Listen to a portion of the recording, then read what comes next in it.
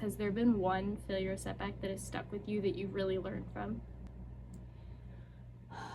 I mean, there's so many like little ones, you know, like little like Mhm. setback things, but I don't like believe in like the word failure. Like it's good to talk about it, but I don't see them as failures in the sense of like, I'm just trying something. If it's a failure, it's because you were committed to what it was supposed to happen.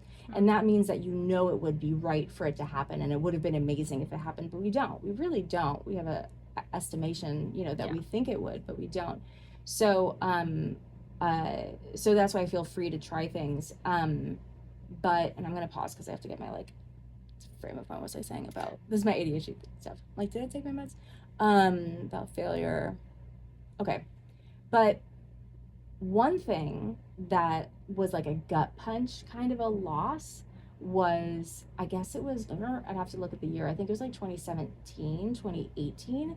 We discovered like that theater on Lagonda. It was like an abandoned building. The one that's now the cop. That's now, it's Yeah. now the like town offices, which I is like remember gorgeous this. and beautiful, right? And so we discovered that our childhood director, Eddie Belasco, was a part of building that to become a theater for Belasco, the company that Jerush and I grew up in. So it's not just some random thing. Like that was Eddie trying to build something for our future, and all this stuff happened for it, and it didn't. Nothing came of it, and then it was sitting vacant for like 20 some years. Really? It's a big building. It's huge. I don't remember the square footage. I should remember, but it's really big. And so, Jerush and I were like, it was supposed to be a theater. It was supposed to be a theater from the man that inspired us, and I can do that. We have to finish the job. Like, we have to go in and finish the job.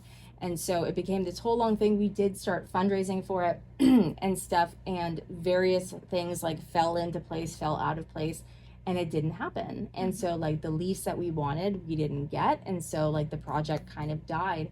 And because I was so invested in it, especially because it was tied to Eddie and like my childhood, it was like a huge gut punch. I bought a dog.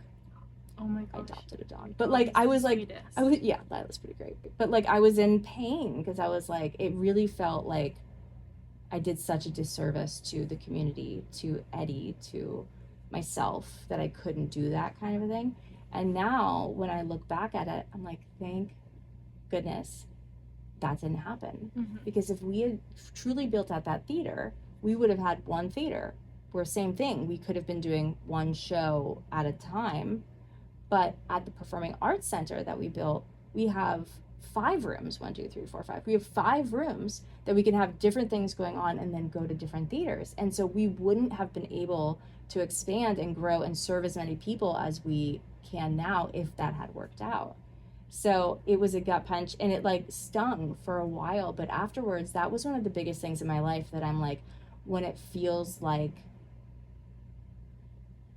a huge loss, it's just a huge redirection. You know? Yeah. So now I feel like I have proof of these things.